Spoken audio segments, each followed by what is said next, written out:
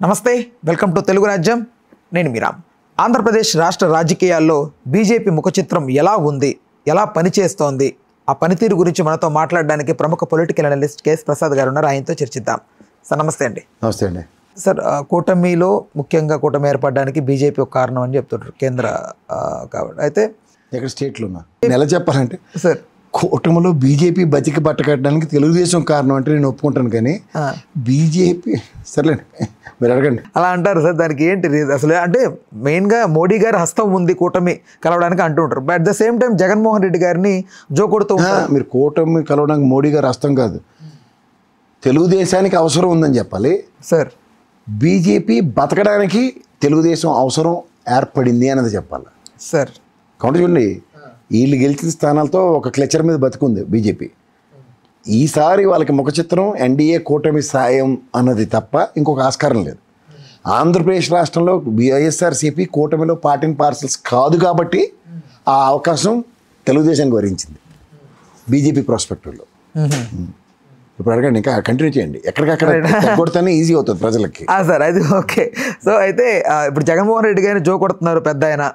ఎందుకు, ఏంటి రీజన్స్? ఎందుకు జగన్మోహన్ రెడ్డి గారిని మళ్ళీ దగ్గర అక్కుని చేర్చుకుంటున్నారు అనే వార్తల పట్ల ఏంటి మీ అభిప్రాయం? ఎవరిని హక్కుని చేసుకోరు. ఎవడి అవసరంకి ఎంత ఉందో. ఇప్పుడు మీరు గోదావరికి వెళ్ళారు అనుకోండి, మీరు ఇంత బిందు పట్టుకెళ్ళండి, దాని నిండా నీళ్ళు తెచ్చుకోగలరు. నేను చెంబు పట్టుకెళ్తాను, ఆ చెంబు నిండా నీళ్ళు తెచ్చుకుంటా. ఆ బాబు చిన్న బాటిల్ పట్టుకెళ్తాడు, ఆ బాటిల్ నీళ్ళే తెచ్చుకుంటారు. ఎవడికి ఎంత అక్కడ ఉందో అదంతా నేను తీసుకురావాలని అందరికీ కోరుకుండొచ్చు, లేదంటే నీ దగ్గర ఉన్న వస్తువు పెద్దదాన్ని పట్టుకెళ్తే దాన్ని తీసుకురావద్దాం అన్న తాపత్రయం ఉండొచ్చు. కానీ అక్కడ ఏం జరుగుతుందో గ్రహించి దానికి అనుగుణంగా నడుచుకుని మలుచుకుని తన స్వార్థాన్ని జస్టిఫై చేసుకునేవాడు అంటే వాడు బీజేపీ. అది ఈసారి ఆంధ్రప్రదేశ్లో కూటమి అనే పేరుతో వీళ్ళకి సర్వైవల్ వచ్చింది. వాళ్ళు బతకడానికి ఇక్కడ సంజీవిని వీళ్ళకి ఇచ్చారు. నువ్వు అనొచ్చు ఏమని, మీకు వైఎస్ఆర్సీపీ అంటే ఫేవర్ కదా అని. కానీ వాళ్ళ అవసరాలు అన్న కాన్సెప్ట్లో రాష్ట్రాన్ని పణంగా పెట్టి రాష్ట్ర అవసరాల నుంచి ఏదైనా వాళ్ళు సాధించుకోవడానికి చేసే ఒక రాక్షస క్రీడకి తెరలేపారు. అది చాలామంది గ్రహించట్లేదు. నేను మొత్తుకుని చెప్తుంది అదే. ఇవాళ బీజేపీ అనే మేకవన్న పులిని రాష్ట్రంలో ఎవరినైనా అక్కడ గొయ్యాడు దవ్వుకున్నట్టే. దీనికి ఆజ్యం పోసింది ఎవరు సార్? ఎవరైనా అవ్వచ్చు, నేనైనా అవ్వచ్చు, మీరైనా అవ్వచ్చు. ఇక్కడ మీరు కాంగ్రెస్ని శిక్షించి బీజేపీని శిక్షించడం మర్చిపోతున్న ఆంధ్రప్రదేశ్ ప్రజలనే చెప్తా. కాంగ్రెస్కి ఎవరైనా కన్సిడరేషన్ ఇస్తున్నారు కదా 10 ఏళ్ళు బట్టి విభజన అన్న నెపంతో. విభజనకి కాంగ్రెస్ ఎంత బాధ్యతో బీజేపీది దానికన్నా 10 రెట్లు బాధ్యత. ఎలా అంటే విభజించినప్పుడు కూడా వాళ్ళ కోఆర్డినేషన్తోనే అయింది, వాళ్ళు వ్యతిరేకించలేదు విభజనని. దానికన్నా దైద్యం ఏంటంటే 10 ఏళ్ళు బట్టి విభజన హామీలు ఒక్కటి కూడా చేయకుండా కూర్చుని ఉన్నారు. నేను మీరు కూడా కాదు, ఫ్యాక్ట్ ఫైండింగ్ కమిటీ త్రూగా 78,600 కోట్లు రావాలని పవన్ కళ్యాణ్ గారే ఇక్కడున్న తీస్మార్కాన్లోనే మేధావుల ముసుగులో నడుపుతున్న వాళ్ళందరినీ కూర్చోబెట్టి చెప్పించాడు. అయినా ఈ రోజుకి కూడా ఆ ప్రయోజనం ఒక్కటి సర్టిఫై అవ్వలే. వైజాగ్ రైల్వే జోన్ ఇచ్చారు, ఎందుకది కేకే లైన్ లేకుండా? బ్యాక్ అండ్ రీజన్స్ ఏంటి సార్? ఏముంటాయి, మనం వెర్రి వేదవలం, మనం ఏమీ చేయలేం. ఇక్కడ ఉద్యమాల గడ్డ తెలంగాణ. నేను చూశారు కదా న్యూస్ మాధ్యమాల్లో ఒక అంశాన్ని ముడిపెట్టి ఇష్టం వచ్చినట్టు ప్రొవకేషన్స్ ఉంటే ఏమైంది తోలు తీసి చేతికి ఇచ్చారు. ఇది మిగిలిన దగ్గర ఎక్కడైనా జరుగుతుందా? జరిగిందా? ఇక్కడ తెలంగాణ కాబట్టి వీళ్ళు పౌరుషాలతో ఇక్కడ ఉద్యమాల నేపథ్యంతో రాష్ట్ర సాధించుకున్నారు. వాళ్ళ హక్కులు, ప్రాథమిక హక్కులు కాపాడుకోవడానికి. అక్కడ ఉన్న హక్కులు ఆర్తపాలనలో పెట్టి అప్పచెప్పడానికి తీస్మార్కాలలో ఉండి వాళ్ళు ఎవరంటే ఆంధ్రప్రదేశ్ ప్రజలు. అంచేత బీజేపీ లాంటి వాళ్ళ ఆటలు సాగుతూనే ఉంటాయి. దానికి ఎవడు అవసరాలు తీర్చుకోవడానికి, ఇందాక గోదావరి దగ్గర బిందె అన్నాను చూడండి, ఎవడు పెద్ద బిందు పట్టుకెళ్తే అంటే దీన్ని నీళ్ళు నింపు పట్టుకుపోతున్నాడు. అది గతంలో తెలుగుదేశం 2 సార్లు అదే అవకాశాన్ని అందిపుచ్చుకుందని చెప్పొచ్చు కూటమి పేరుతో. మీరు అనొచ్చు వైఎస్ఆర్సీపీ ప్రతిదానికి ఇండైరెక్ట్గా సపోర్ట్ ఇచ్చింది. ఇస్తే ఈరోజు రాష్ట్రానికి రావాల్సిన విషయంలో ఇలా నిలబడి ఉన్నాడు ఆయన. ఏది వైజాగ్ స్టీల్ ప్లాంట్ ఇలా ఇస్తాం వద్దు, అలాగే కావాలి. ఏది విభజన హామీ ప్రకారం ఏది ఉందో, పోలవరం ఇలా కట్టండి, ఆర్ఆర్ ప్యాకేజ్ అలా వద్దు, విభజన హామీలు ఇచ్చిన ప్రకారం కట్టండి, డయాఫ్రమ్ వాల్ డ్యామేజ్ అయింది తగ్గించండి, దీనికి రివర్స్ టెండరింగ్లోకి ఎంత తగ్గించి ఇచ్చాం. అలా మీరు ఏదైనా చూడండి. వైజాగ్ స్టీల్ ప్లాంట్ నేను కాదు సార్, గౌరవ ఉక్కు శాఖ మంత్రి కుమారస్వామి గారు చెప్పారు. జగన్మోహన్ రెడ్డి గారి ఆధ్వర్యంలో 5 సంవత్సరాలు వైజాగ్ స్టీల్ ప్లాంట్ అమ్మనివ్వకుండా చేశారు. అంటే రాష్ట్రానికి ఒక ప్రధానమంత్రి చేద్దాం అనుకున్న పనులకి ఒక ముఖ్యమంత్రి ఏ విధంగా అడ్డుగా నిలబడ్డాడు అన్నదాన్ని గత ప్రభుత్వం ఈ ప్రభుత్వం కంపారిజన్ చేయండి. నేను కూడా చెప్పక్కర్లే, గౌరవ ముఖ్యమంత్రి గారు చంద్రబాబు నాయుడు గారు ధర్మ పోరాట దీక్ష నేపథ్యం గత ఫస్ట్ రాష్ట్ర విభజన అప్పుడు బీజేపీ ఏమీ చెయ్యట్లేదని, తర్వాత 5 ఏళ్ళు కూడా ఏమీ చేయలేదు, కానీ ఏదో చేస్తుందని అభూత కల్పన అధికారం కోసం ఈరోజు కూటమి కట్టి ఏమీ చేయని బీజేపీని బతికి బట్ట కట్టిస్తున్న తెలుగుదేశం. గమనించుకోండి. దీని మీద ఎవరితోనైనా నేను డిబేట్కి సిద్ధంగానే ఉన్నా. అడగొచ్చు మీరు, వై యూ హేట్ బీజేపీని. నాకేమీ ఏదో వ్యవస్థాగతంగా నేనేం అందులో నేను ఆర్ఎస్ఎస్ఏ, ఎక్స్ ఆర్ఎస్ఎస్. వాళ్ళు చెప్పి ఒకటి చేసే ఒకటి, భయంతో చేసే పనులు వేరు. అటు బాబ్రీ మసీదు, ఈ అద్వానీ గారు వీళ్ళందరూ, భారతి గారు వీళ్ళందరూ కొట్టొద్దు అని చెప్పిన వాళ్ళు, బతిమాలుకుంటున్న వాళ్ళకి వెళ్ళిన వెధవల్లో నేను ఒక వెధవని, వెర్రి వెధవని. మురళీ మనోహర్ జోషి కాశ్మీర్లో జెండా ఎగరేసేస్తానంటే వెళ్ళిన బ్యాచ్లో నేను ఒకడిని. ఆయన మటుకు ఆయన హెలికాప్టర్ వేసుకుని వెళ్ళిపోయాడు. అంచేత ఇవన్నీ చూసి వీళ్ళతో ఏమీ కాదన్న ఎప్పుడో కంక్లూజన్కి వచ్చాను నేను. ఒకే ఒక్క ధీరుడు ఉండేవాడు ఆయనలో, ఆ పార్టీలో. ఆయనే మహానుభావుడు వాజ్పేయి గారు. దేశం, ఈ దేశానికి నేనేం చెయ్యాలి అన్న దగ్గర స్వార్థం అనే పదాన్ని ఆయన యాడ్ చేసుకోలేదు.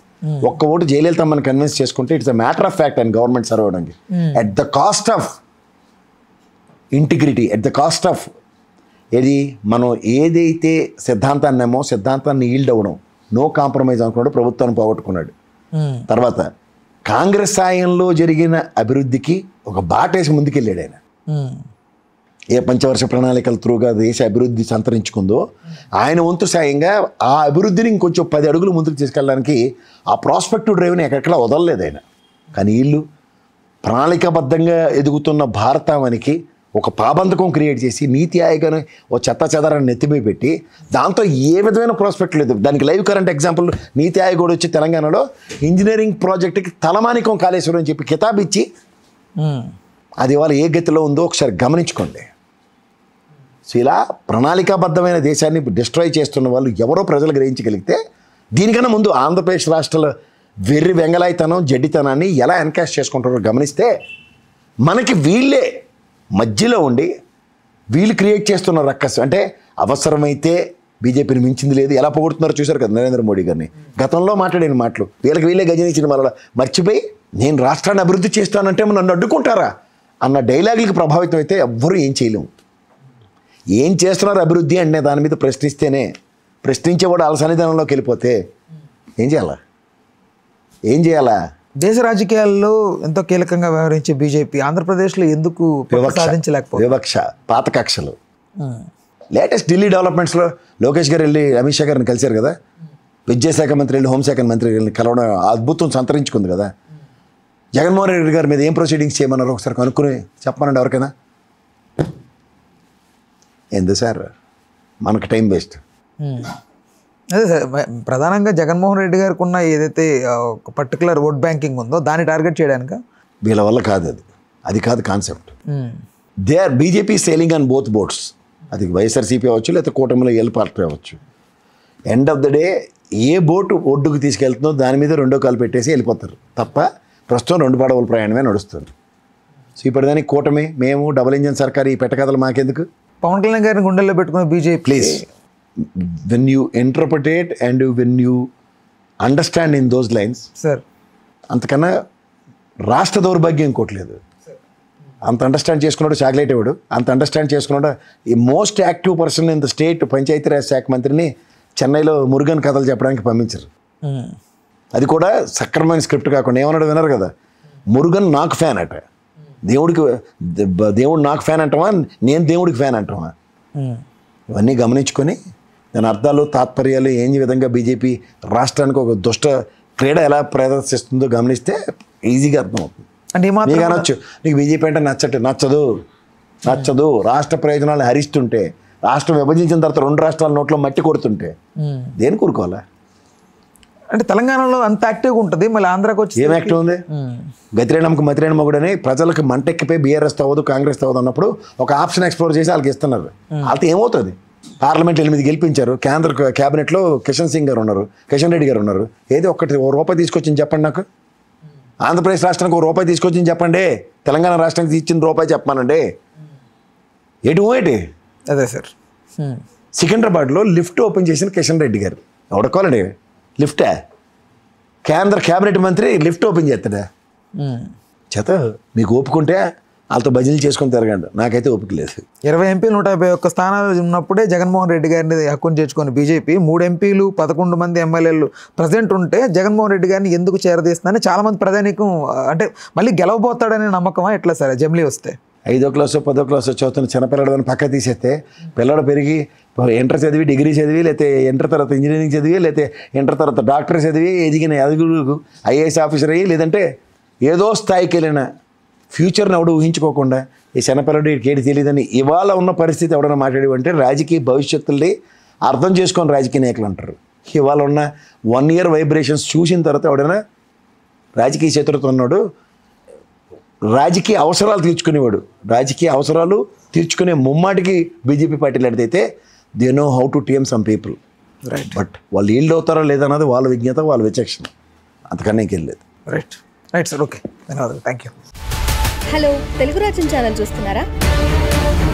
సామాజిక రాజకీయ జీవన చిత్రణే తెలుగు రాజ్యం. అతిశయోక్తులు అసత్యాలు ఉండవు. రాజకీయ కోణం కాదు, ప్రజా కోణమే కొలబద్ద. తెలుగు రాజ్యం వీక్షణ మీ ఉత్తమ అభిరుచికి నిదర్శనం.